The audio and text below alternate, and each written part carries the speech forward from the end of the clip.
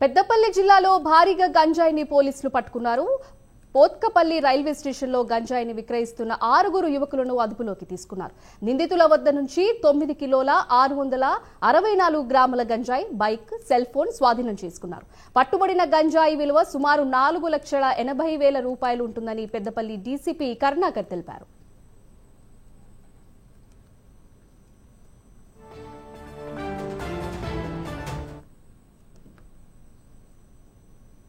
Check చేసినప్పుడు వాళ్ళ దగ్గర గాంజాయి దొరికింది.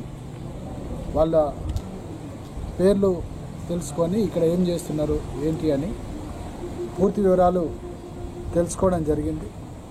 వాళ్ళు అక్కడ అనుమానాస్పదంగా తిరుగుతున్నారని ఆ సమాచారం మేరకు వాళ్ళని అక్కడికి వెళ్ళి పట్టుకున్నప్పుడు పెద్దపల్లి జిల్లాకు సంబంధించినటువంటి ఏరియా వాళ్ళే, అంతర్గాం మండలం, గోదావరికని పరిసర ప్రాంతాలకు సంబంధించిన వాళ్ళు.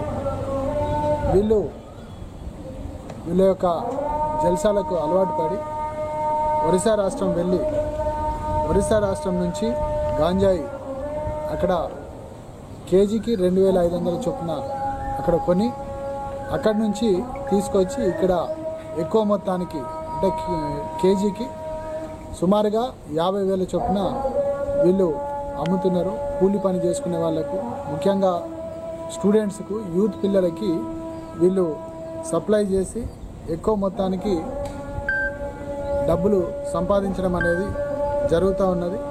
వీళ్ళ దగ్గర నుంచి